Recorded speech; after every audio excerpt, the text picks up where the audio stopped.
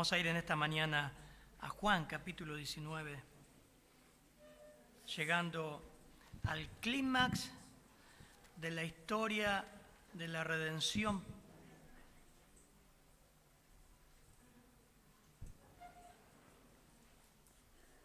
Versículo 17 al 30.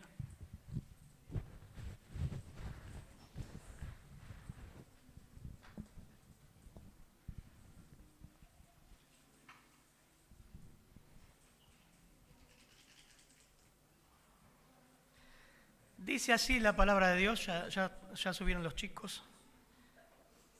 Versículo 17 de San Juan 19.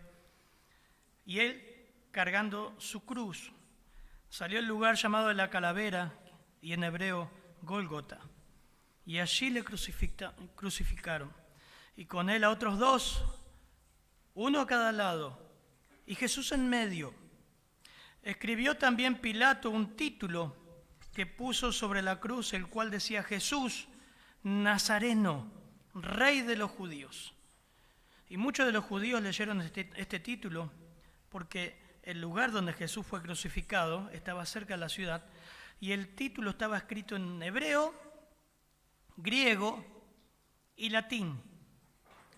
Dijeron a Pilato los principales sacerdotes de los judíos: no escribas Rey de los judíos, sino que él dijo: soy Rey de los judíos.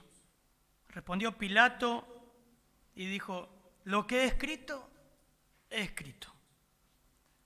Cuando los soldados hubieron crucificado a Jesús, tomaron sus vestidos e hicieron 4 partes, una para cada soldado. Tomaron también su túnica, la cual era sin costura, de un solo tejido de arriba abajo. Entonces dijeron entre sí: no la partamos, sino echemos suerte sobre ella, a ver de quién será. Esto fue para que se cumpliese la escritura que dice: repartieron entre sí mis vestidos, y sobre mi ropa echaron suertes. Y así lo hicieron los soldados. Estaba junto a la cruz de Jesús su madre, y la hermana de su madre, María, mujer de Cleofas, y María Magdalena. Cuando vio Jesús a su madre y al discípulo a quien él amaba, que estaba presente, dijo a su madre: mujer, he aquí tu hijo. Después dijo al discípulo: he aquí tu madre.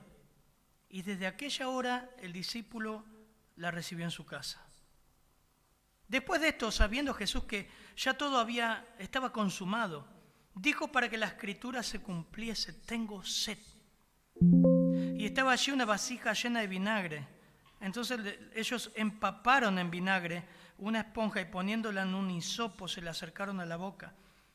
Cuando Jesús hubo tomado el vinagre, dijo: consumado es. Y habiendo inclinado la cabeza, entregó el espíritu. ¡Qué texto sublime! Padre, gracias.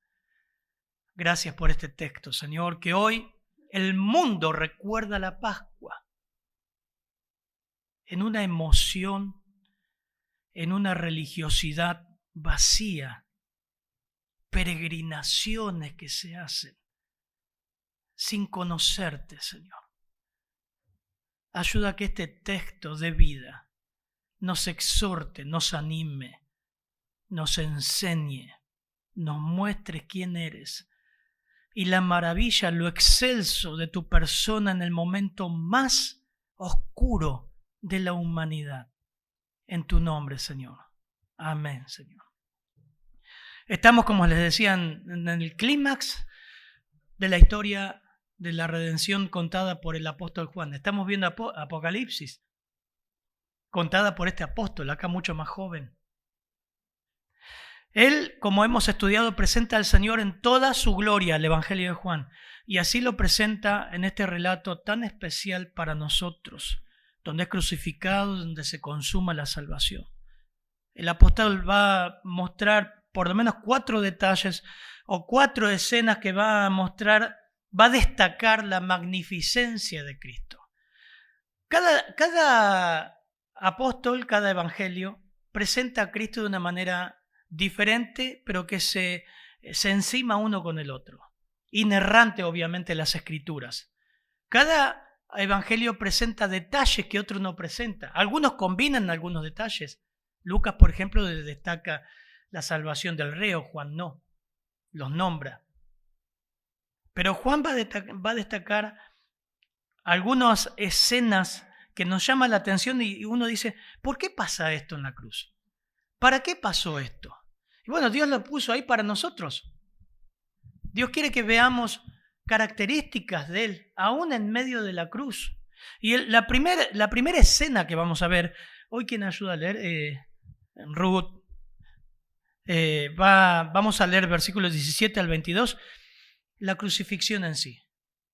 Y hay algunos detalles interesantes del versículo 17 al 22, como es la crucifixión, como es el cartel de Pilato. ¿Para qué un cartel? La reacción de los judíos ante el cartel. Vamos a ver en primer lugar esta escena, la crucifixión. Ruth, por favor, versículos 17 al 22, por favor.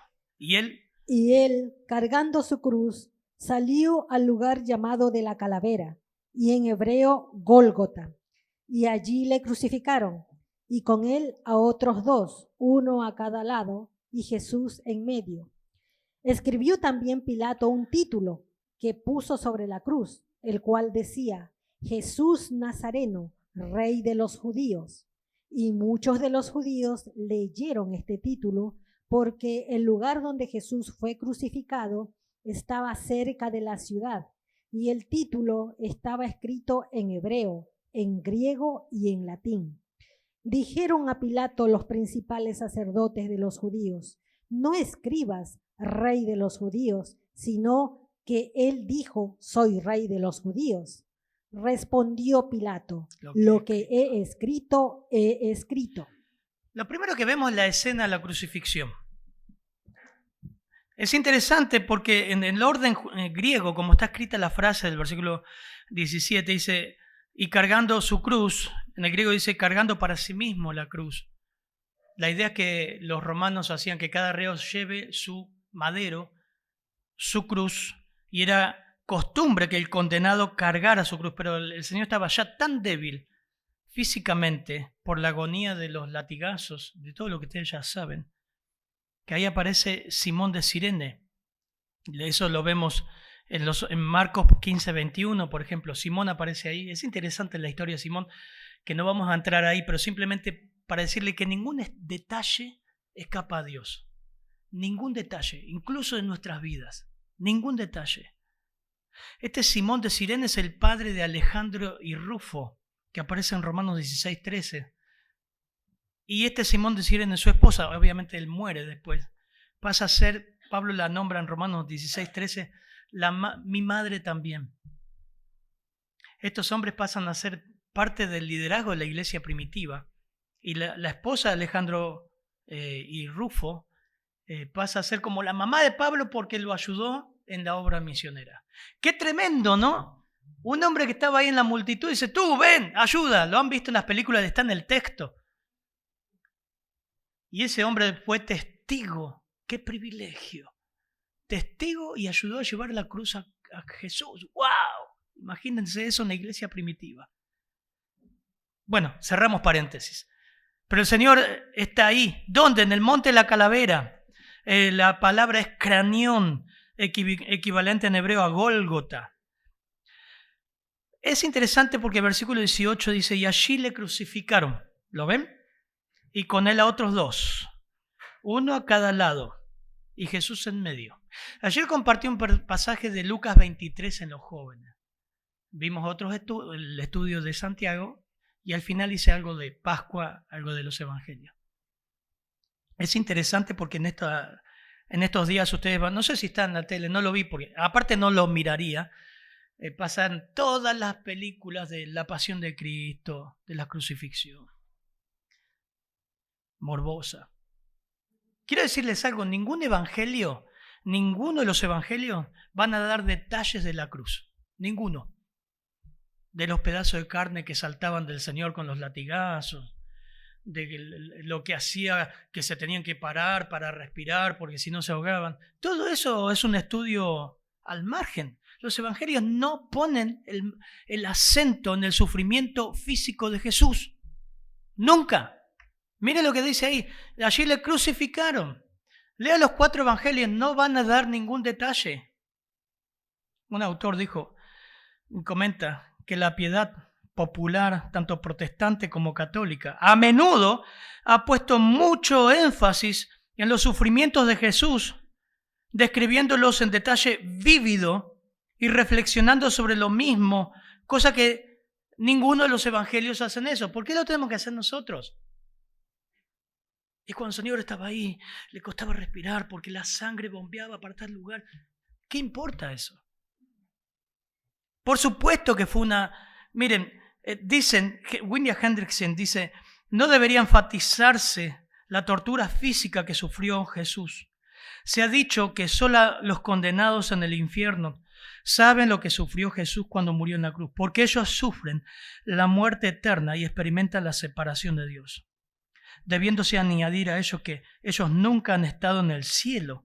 El Hijo de Dios, por otra parte, descendió a las regiones de deleite, a las regiones más bajas, de las regiones del deleite infinito, de la comunión más íntima posible con el Padre, a las profundidades abismales del infierno. En la cruz exclamó, Dios mío, ¿por qué me has desamparado?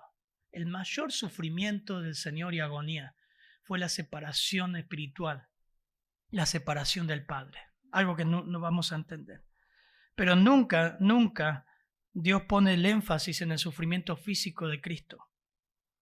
Fue un sufrimiento infinitamente superior al físico. Es por eso que ningún evangelio describe minuciosamente, detalladamente el escarnio físico. Y hay un pasaje más que compartimos con los jóvenes ayer, donde te va a llevar los que están mirando esta predicación o estás pasando estas Pascuas a pensar de no tomar las cosas del Señor emocionalmente, decir, ay, la película esa me emocionó, me hizo llorar, me hizo pensar. Miren Lucas 23, acompáñenme por favor. Hermana Ruth va a leer Lucas 23, del 27 al 31.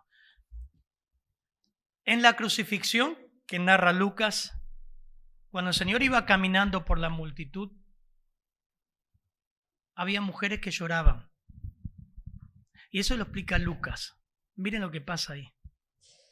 Y le seguía gran multitud del pueblo y de mujeres que lloraban y hacían lamentación por él. Pero Jesús, vuelto hacia ellas, les dijo, hijas de Jerusalén, no lloréis por mí, sino llorad por vosotras mismas y por vuestros hijos. Porque he aquí vendrán días en que dirán bienaventuradas las estériles y los vientres que no concibieron y los pechos que no criaron. Entonces comenzarán a decir a los montes, caed sobre nosotros, y a los collados, cubridnos. Porque si en el árbol verde hacen estas cosas, en el seco, ¿qué no se hará? Si el árbol verde, hablando el Señor nuevamente metafóricamente en su agonía, el árbol verde está hablando de él mismo, el árbol seco habla de Jerusalén, de los judíos. Si los romanos hicieron eso con el árbol verde, ¿qué le espera al árbol seco? ¿Por qué seco? Porque no creyeron. A lo suyo vino y los suyos no le recibieron. Bueno, ¿por qué Lucas pinta esta escena que va con nuestro evangelio hoy? Porque en ese camino estaban las famosas plañideras, las mujeres que lloraban. En el tiempo de Jesús se contrataban mujeres que lloraban en los sepelios, hacían lamentación. Metafóricamente, el Señor le está diciendo, no lloren por mí, lloren por ustedes, pero está incluyendo a Israel. Va a llegar el día que decir, mejor no tener hijos. En el año 76 después de Cristo, Jerusalén fue arrasada por los romanos. Más de 1 millón de judíos murieron dentro del templo y le prendieron fuego. Fue destruido el templo, como lo ven hoy. El muro de los lamentos. Fue destruido. Fueron arrasados. Eso está hablando el Señor. A los suyos vino y los suyos no le recibieron. Y lo que está diciendo el Señor ahí, ¿qué tiene que ver con nosotros? Miren, Israel, ¿cuántas veces los quise juntar como la gallina y los pollitos y no quisiste? No lloren por mí, verme así. Lloren por ustedes. ¿Qué le está diciendo? Lloren por su pecado. Lloren por su incredulidad. Debe llegar un punto en tu vida en que llorás por tu pecado. La lamentación grande que debe haber en la parte de la salvación es un punto donde llegás a verte tan miserable delante de Dios que clamás por perdón. Límpiame, Señor, y seré más limpio que un hisopo. Límpiame con hisopo. No lloren por mí, lloren por su pecado. No sean como las planideras, dice, lamentaciones emocionales fingidas. Lloren y lamenten por su pecado. Mateo 5:3 dice, bienaventurados los pobres en espíritu, porque de ellos es el reino de los cielos. Bienaventurados los que lloran, porque ellos recibirán consolación. Por supuesto que la forma de morir, se dice que el que moría en una cruz moría 1000 veces. La tortura que era. Fue una de las muertes más horrendas que crearon los romanos. Bueno, adaptaron los romanos de los pueblos paganos en forma de burla y en forma también de decir, esto le pasa a quien se rebela con Roma. Esto le va a pasar, y en los cruces de los caminos principales ponían todas las cruces. Horrible era. Ahora entendés cuando el Señor dice, el que quiere venir de mí, tome su cruz y sígame. No es la crucecita de adorno que usan hasta los rockeros. Hermano, era la pena de muerte, el sufrir por Jesús. En aquel tiempo muchos fueron torturados por ser cristianos. Hoy no. Pero habla de una negación a sí mismo. Isaías 53 nos dice, ciertamente Él llevó nuestras enfermedades, sufrió nuestros dolores. Y nosotros le tuvimos por azotado, por herido, de Dios y abatido.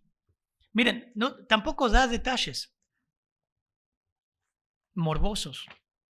Simplemente él dice, Isaías 53:5, mas el herido fue por nuestras rebeliones, molido por nuestros pecados. Y aclara por qué fue así. Porque el castigo de nuestra paz, sustitución, fue sobre él, y por su llaga nosotros fuimos curados. Todos nosotros nos descarriamos como ovejas, cada cual se apartó por su camino, mas Jehová cargó en él el pecado de todos nosotros. Exprimís Isaías y sale la doctrina de la sustitución. Angustiado él y afligido, no abrió su boca. Como cordero fue llevado al matadero, y como oveja delante de sus trasquiladores se enmudeció. No abrió su boca. Por cárcel, por juicio fue quitado. Y su generación, ¿quién la contará? Porque fue cortado de la tierra a los vivientes. Y por la rebelión de mi pueblo fue herido. Y se dispuso con los impíos su sepultura, mas con los ricos su muerte. Están todos los detalles de lo que fue la redención, el tiempo de la cruz, la sepultura, la resurrección. Aunque nunca hizo maldad ni hubo engaño en su boca. Con todo esto, Jehová quiso quebrantarlo. ¿Quién lo quebrantó? ¿Fue un accidente la cruz? No fue un accidente. ¿Fue para hacer una religión? No fue para hacer una religión. ¿Fue un buen líder? No. Jehová quiso quebrantarle, sujetándole a padecimiento. Dios lo puso ahí. Cuando haya puesto su vida en expiación por el pecado, verá linaje, vivirá por largos días, y la voluntad de Jehová será en su mano prosperada. Verá el fruto de la aflicción de su alma y quedará satisfecho. Por su conocimiento justificará mi siervo justo a muchos. Justificación, redención, sustitución. Verá el fruto de la aflicción. Dice, por tanto, versículo 12 de Isaías 53, yo le daré partes con los grandes, y con los fuertes repartirá despojos, por cuanto derramó su vida hasta la muerte, y fue contado con los pecadores, 2 ladrones. Que a propósito, el primer trofeo de gracia, el primer trofeo de gloria, la primera salvación en la cruz, un ladrón. La semana les pasé un link para ver una obra ahí que se llama El Cielo. Un ladrón, el primero que pisa el cielo después de la cruz, un ladrón. Habiendo llevado él el pecado de muchos y orado por los transgresores. Todos los detalles están en Isaías. En segundo lugar, la cruz por nosotros, lo que nota Juan, lo que resalta la crucifixión, el cartel en la cruz. Escribió también Pilato un título. Juan utiliza la palabra título, los otros evangelios ponen causa, pero Juan es el que pone el título más completo, el nombre más completo que los otros evangelios, el cual decía Jesús Nazareno, Rey de los judíos. Ningún detalle escapó a lo que Dios tenía previsto. Mateo, Marcos usan el título, usan la palabra causa, pero aquí usan la palabra titlos, que es título, y es el más largo. Todos los evangelios, el título es Rey de los judíos. Juan acá presenta a Jesús Nazareno. ¿Se acuerdan que dice, de Nazaret puede salir algo bueno? Ahora está en el título, como testimonio al mundo antiguo y a todo el mundo antiguo y a nosotros. El título estaba escrito en 3 idiomas representativos del mundo de ese entonces: hebreo, del mundo religioso; latín, del imperio romano; griego, del mundo intelectual. Así que de esa forma se proclamó que el Señor es Rey a toda lengua y nación de ese tiempo. Ahora, dirían los jóvenes, re loco, ¿no? Porque no lo puso un teólogo, un comentarista, un pastor, un rabino, un fariseo. Lo puso un incrédulo, un gobernante romano, Pilato. Fue un escrache público en burla a los fariseos, que Pilato estaba harto de ellos. Lo habían obligado a crucificar a Jesús. Pero Pilato se lavó las manos. Ustedes recuerdan la historia. Lo interesante que resalta Juan acá es que la mano de Dios utilizó a Pilato para poner este título.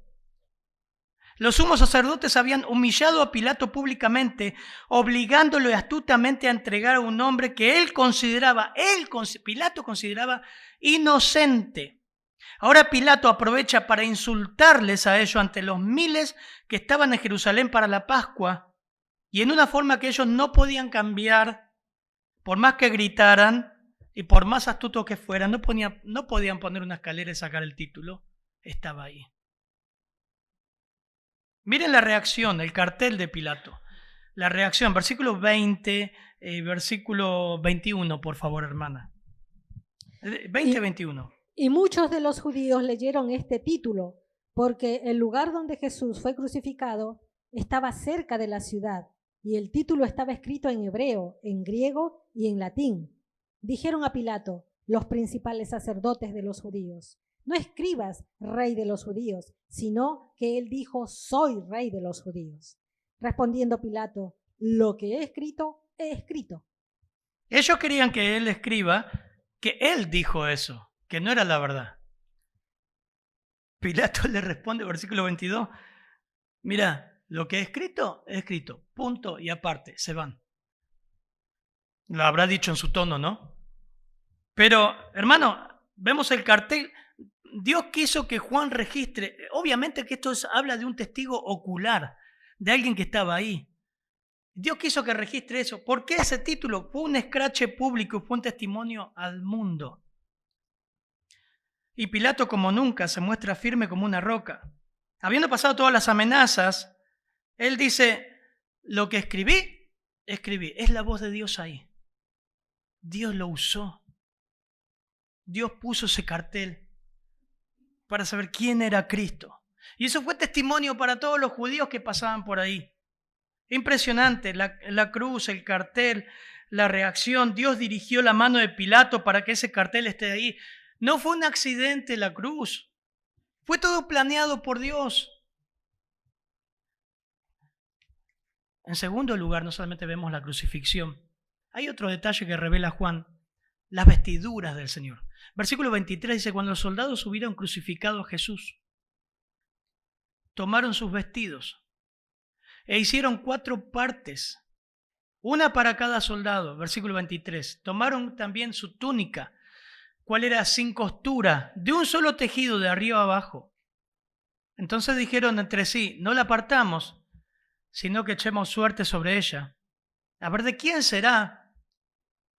Y eso fue para que se cumpliese la escritura que dice, repartieron entre sí mis vestidos y sobre mi ropa echaron suerte. Y así lo hicieron soldados. Ahora, he escuchado tanta estupidez de seguramente usted también, más en el Evangelio de la Prosperidad, ¿no? Diciendo que si Jesús se vestía con túnicas caras de una sola pieza, nosotros también podemos vestirnos de ropa buena. ¿Pueden creer que se dice eso? Cuando mencionan la túnica del Señor, porque esa era una túnica cara, la Escritura no pone el énfasis en eso. Nunca dice eso. Jamás. ¿Saben que este texto está para mostrar claramente que hasta el más mínimo detalle estaban las Escrituras? Y se cumplió las Escrituras. Es un lujo de detalles. Es posible que Jesús quedara completamente desnudo, según la crucifixión romana, pero por el escándalo de los judíos, que obviamente eso haría que no pasen por ahí, le ponían la ropa mínima. Lo que ellos se repartieron entre sí era el cinto, las sandalias, el turbante y la ropa interior, que era de una sola pieza. Era con una camiseta larga. Pero dice, no la apartamos. Fíjense el diálogo entre ellos, ¿no? Que uno dice, qué justo que dicen eso. Versículo 24, no la apartamos, sino echemos suerte sobre ella. Aunque los soldados actuaban como motivos egoístas, en realidad estaban cumpliendo la profecía. Es interesante. Una vez más vemos el planteamiento de Juan central en todo el Evangelio, según el cual Dios está sobre todo lo que está haciendo, dirigiendo de tal forma todas las cosas que se hicieran su voluntad y no la de un hombre cualquiera. Dios está al control de todo. Miren, Salmo 22, 18. Ruth, si lo puede, yo lo tengo acá. Salmo 22, 18 dice, repartieron entre sí mis vestidos y sobre mi ropa echaron suerte. Se cumplió la escritura. Hermano, estamos viendo Apocalipsis y usted dice, ¿cómo es que va a pasar esto? ¿Cómo es que va a llegar a este punto? ¿Cómo es que va a haber un milenio? ¿Cómo que va a haber una religión mundial y demonios? ¿Y cómo que la gente siendo atacada por demonios sigue adorando demonios? Eso es inaudito, es inconcebible. La Biblia lo dice que va a ser así y va a ser así. ¿Qué dice Salmo? Mire, Ruth lo corrobora, 22, 18. Repartieron entre sí mis vestidos y sobre mi ropa echaron suertes. ¿Vieron que no le miento? Está ahí en la Biblia, búsquenlo. Es lo mismo que el Señor dijo. Para saber, 332 profecías distintas del Antiguo Testamento se cumplieron literalmente en Cristo. 332 profecías se cumplieron en Cristo. Impresionante. Notable que David, el rey David, no tenía conocimiento de lo que era una crucifixión. En su tiempo no había crucifixión. Y escribió una descripción exacta, muchos siglos antes de la cruz. Salmo 22, 6 al 8, yo lo tengo acá. Dice, mas gusano soy y no hombre, oprobio de los hombres y despreciado del pueblo. Todos los que me ven me escarnecen. Escuchen, no te duermas. Vean que yo miro todo acá. Quien está dormido.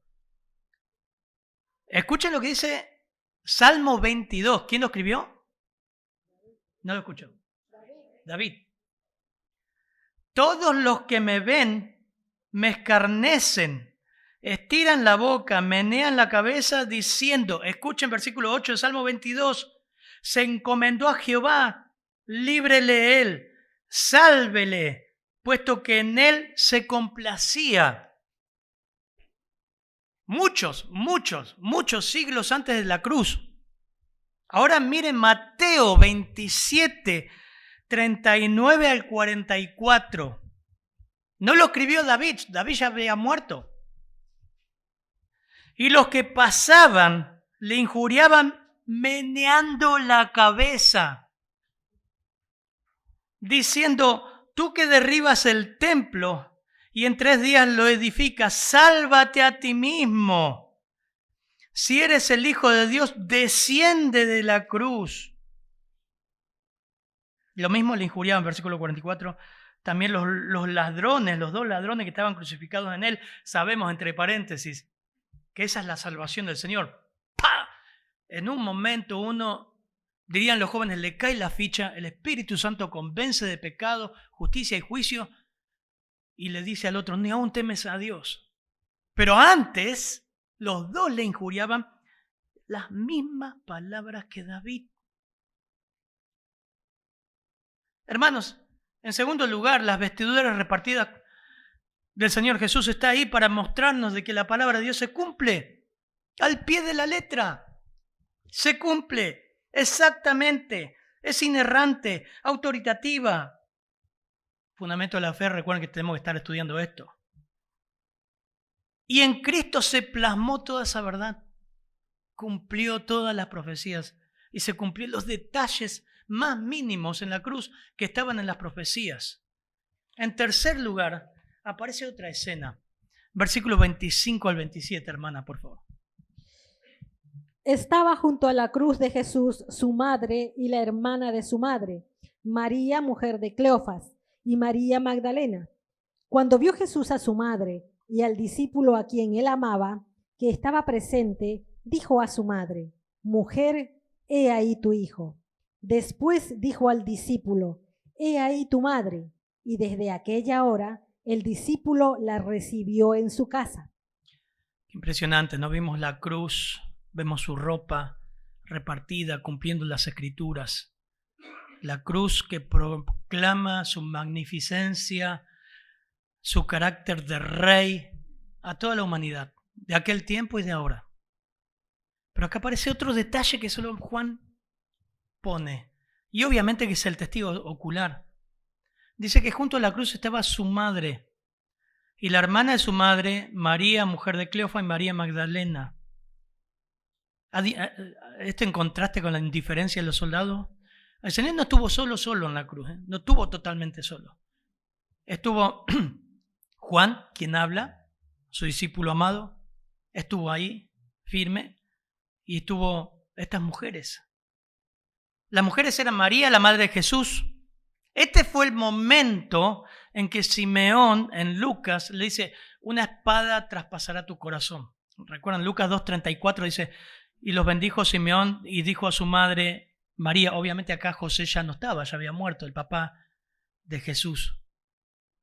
He aquí, este está puesto para caída y para levantamiento de muchos en Israel, y para señal que será contradicha. Estoy leyendo Lucas 2:34. Y versículo 35 dice, y una espada traspasará tu misma alma para que sean relevados los pensamientos de muchos corazones, María. Y ahora se cumple esto. Estaba la hermana de su madre, o sea, su tía, que era Salomé, madre de los hijos de Zebedeo, es decir, de Juan. Juan era el primo del Señor. Estaba María, mujer de Cleofas, que poco se sabe de ella. Ella hizo vigilia con María Magdalena en la tumba del Señor, Mateo 27:61, que no vamos a leer. Estaba también María Magdalena. Es la figura que más se destaca en los relatos de la resurrección de Jesús y es la que muestra a Lucas que habían salido 7 demonios y luego seguía al Señor. Y el único hombre al pie de la cruz era Juan. Él dice, qué interesante, ¿no? Verlo a Juan ahí, este muchachito, y nosotros que tenemos el privilegio de estar estudiando Apocalipsis, un viejito en la isla de Patmos, recibiendo de parte del Señor toda la revelación que estamos disfrutando nosotros. ¿No es una bendición, hermanos? Y él fue testigo ocular, presencial de todo esto. Aun cuando moría, es interesante este punto acá, el cuidado de la madre del Señor que destaca Juan. Vemos un Dios de consolación, un Dios empático, un Dios lleno de misericordia. Aun cuando moría en el momento que cargaba con nuestro pecado y con la ira de Dios, el Señor se preocupaba por el cuidado de los suyos. Su mamá, que no quede sola, ya era viuda. Entonces, el único de los discípulos que estaban ahí, porque todos los demás se fueron, Uno huyó desnudo, ¿se acuerdan cuando lo arrestaron al Señor? Era Juan. Los hermanos de Jesús, usted está preguntando, ¿y los hermanos de Jesús? Estamos viendo en los jóvenes, no eran creyentes todavía. Los hermanos del Señor creen después de la resurrección. Uno de ellos, Santiago. Y lo ves inmersos en la iglesia primitiva. Junto a su propia madre, Salomé. Los dos formarían una familia espiritual que necesitaba. Un comentarista dijo que ella recibiría lo que quiso decir el Señor. Ella va a recibir de vos el amor tierno y el cuidado que le darías a tu propia madre. El Señor estaba haciendo una cosa de adopción ahí. Que sean vos vas a ser la mamá y él va a ser tu hijo. Quizás con sus pocas palabras, ¿no? Hizo este acto. Y dice, la recibió a partir de ese versículo 27, a partir de aquella hora el discípulo la recibió en su casa. La traducción significa, la recibió para sus propias cosas, admitiendo, la recibió en su propia familia, la adoptó como mamá. El cuadro es un cuadro bellísimo, no sé si se dan cuenta. Es precioso. En medio de la cruz, la compasión que el Señor tiene por una madre viuda, con el espantoso dolor que está presenciando la agonía, la tortura de su hijo y del Hijo de Dios. Qué amor desinteresado. A mí me trajo a la mente 2 Corintios capítulo 1, versículo 3. 2 Corintios 1, versículo 3. Bendito sea el Dios y Padre de nuestro Señor Jesucristo, Padre de misericordias y Dios de toda consolación, el cual nos consuela en todas nuestras tribulaciones, para que podamos también nosotros consolar a los que están en cualquier tribulación, por medio de la consolación que nosotros fuimos consolados por Dios, porque de la manera que abundan en nosotros las aflicciones de Cristo, así también por el mismo Cristo abunda nuestra consolación. ¿No es precioso? Hermanos, siempre yo creo que nadie puede decir acá que en el momento más terrible estuvo solo. Si tiene al Señor, cualquiera de nosotros podemos decir, si no hubiese tenido al Señor ahí, no sé cómo hubiese sobrevivido.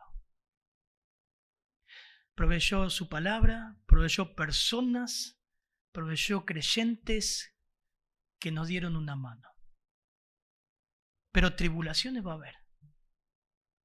Y Salmo 23, el Salmo de David dice, aunque ande en valle de sombra de muerte, no temeré mal alguno, porque tu vara y tu cayado infundirán aliento. En la misma cruz, Jesús estaba dando una adopción a su madre con su sobrino. Cuidala como a tu mamá. Dale todo el cariño como a tu mamá. Protegela, cuidala. Precioso detalle, ¿no? Que solo Juan tiene. Ahí está, para algo está, lo puso para nosotros. En cuarto y último lugar, versículo 28 al 30, hermana, por favor. Después de esto, sabiendo Jesús que ya todo estaba consumado, dijo para que la escritura se cumpliese, tengo sed. Y estaba allí una vasija llena de vinagre. Entonces ellos empaparon en vinagre una esponja y poniéndola en un hisopo se la acercaron a la boca. Cuando Jesús hubo tomado el vinagre, dijo, consumado es. Y habiendo inclinado la cabeza, entregó el Espíritu. Hay por lo menos 7 frases que registran los evangelios del Señor, que pronuncia desde la cruz. 7 frases. Padre, perdónale porque no saben lo que hacen. Lucas 23, 24. Hoy estarás conmigo en el paraíso. Preciosa frase, qué hermosa frase. Aún para nosotros, ¿no? No solamente para el reo. Lucas 23, 43. Mujer, he aquí tu hijo, que recién lo vimos. Juan 19, 26, 27. Dios mío, ¿por qué me has desamparado? Mateo 27, 46. Tengo sed, Juan 19, 28. Consumado es, Juan 19, 30. Y lo que agrega Lucas 23, 46, dice, Padre, en tus manos encomiendo mi espíritu. 7 frases, de las cuales 3 registra Juan. La primera frase, como vimos, tiene que ver con la madre. La segunda frase, tengo sed. Ya habiendo cumplido su hora, Jesús estaba mostrando una profunda necesidad física. Pero aún en esa profunda necesidad física se muestra que la palabra de Dios se cumplió hasta en eso.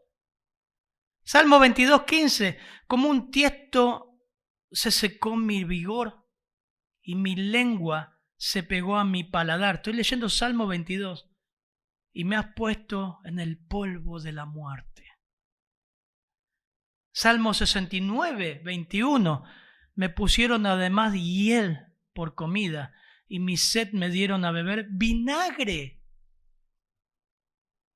Todos los detalles se cumplen en Cristo. En la vida y en la muerte del Señor se cumple constantemente las Escrituras. ¿Cuál era ese vino? Porque usted está diciendo, bueno, pero uno lo rechazó y otro lo aceptó. Bueno, hay dos vinos que ofrecieron. Este que dice Juan era el vino barato que tomaban los soldados. No fue la misma bebida que le ofrecieron en Mateo 27:34, que era para drogarlo, para mitigar el dolor, para dejarlo inconsciente. En Marcos 27:34, Mateo 27:34 dice, le dieron a beber vinagre mezclado con hiel, pero después de haberlo probado no quiso beberlo. Era una droga y él lo rechazó. Así que lo que le dan ahí es mojar los labios con vino barato, cumpliendo así las Escrituras. Hay un grito del Señor que registran los evangelios. En Mateo 27:48 dice que al instante corriendo uno de ellos tomó una esponja y la empapó en vinagre, poniéndola en una caña y le dio a beber. Pero los otros decían, dejá, vamos a ver si viene Elías para librarle. Mas Jesús, hablando, habiendo otra vez clamado a gran voz, entregó el Espíritu. Juan registra el clamor. Dice, consumado es. Y habiendo inclinado la cabeza, entregó el Espíritu. Fue un grito. Lo que comúnmente vemos en los evangelios, que ese grito no fue un grito desesperante de dolor, sino fue de victoria. Consumado es significa todo está hecho. Lo que la obra de redención que el Padre le había dado está completa. Había expiado el pecado. Es casi el mismo clamor que vemos en Apocalipsis 16:17. Hecho está. Ese clamor era para juicio. En cambio, este que estamos viendo es una bendición que dice, la obra de redención está concluida. Está hecho. Pero estando ya presente Cristo, dice Hebreos 9:11, sumo sacerdote de los bienes venideros, por el más amplio y más perfecto tabernáculo, no hecho por manos, es decir, no de esta creación, no por sangre de machos cabríos ni de becerros, sino por su propia sangre, entró una vez y para siempre en el lugar santísimo, habiendo obtenido eterna redención. Consumado es. Romanos 3:23 nos dice una verdad. Se había apaciguado la ira santa de Dios. La exigencia de la ley estaban satisfechas. Alguien había pagado la multa. Alguien había pagado la deuda. Por cuanto todos pecaron, están destituidos de la gloria de Dios, siendo justificados gratuitamente por su gracia mediante la redención que es en Cristo Jesús, a quien Dios puso por propiciación.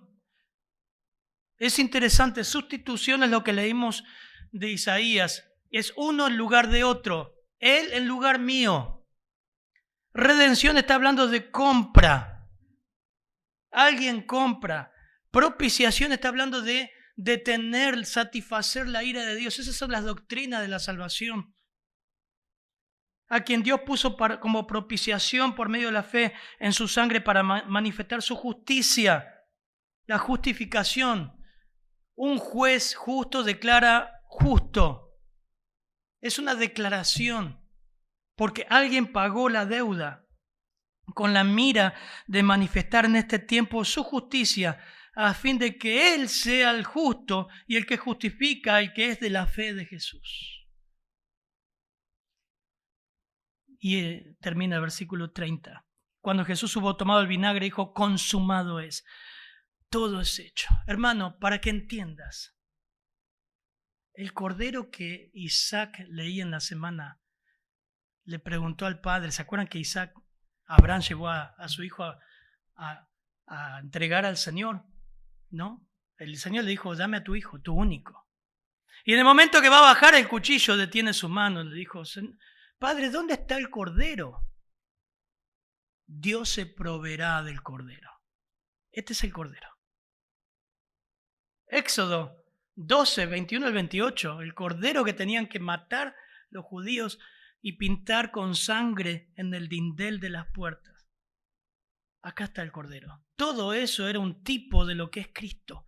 Todo eso ilustraba lo que era Cristo. Ninguno de esos corderos satisfacía la ira santa de Dios. Era temporal.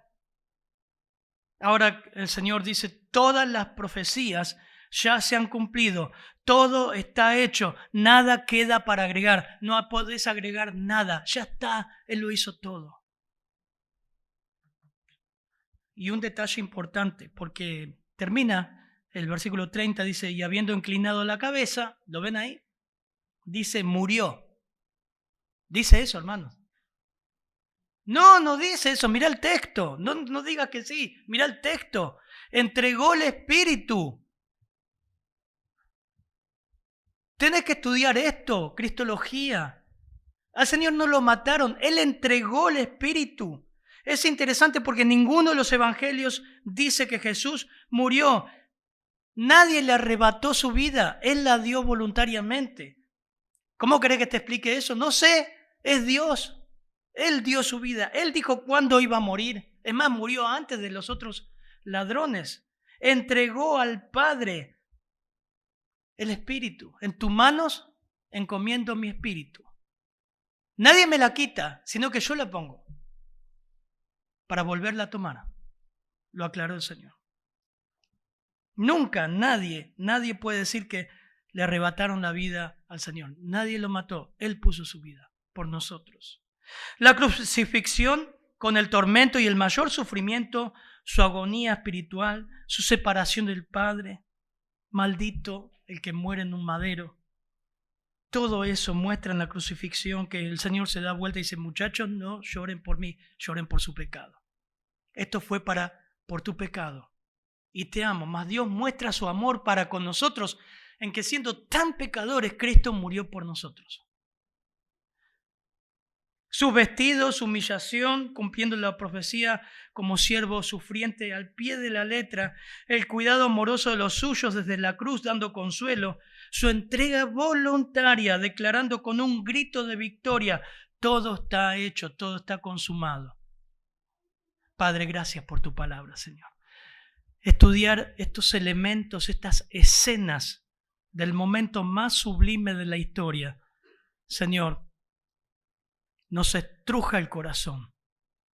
Gracias, Señor, porque inmerecidamente, como vimos en Efesios esta mañana, Señor, estábamos muertos en delitos y pecados. Y tú diste lo más preciado de ti, tu Hijo, por nosotros. Si en esta mañana hay alguien escuchando por internet o aquí y no ha tomado este paso de confiar, de arrepentirse de su pecado, y poner su confianza en Jesús, quien vive, quien ha resucitado y que vendrá a buscarnos. Señor, obra con tu Espíritu. Convéncelo de pecado, justicia, juicio. Que Él abrace esa verdad, Señor. En tu nombre. Amén, Señor.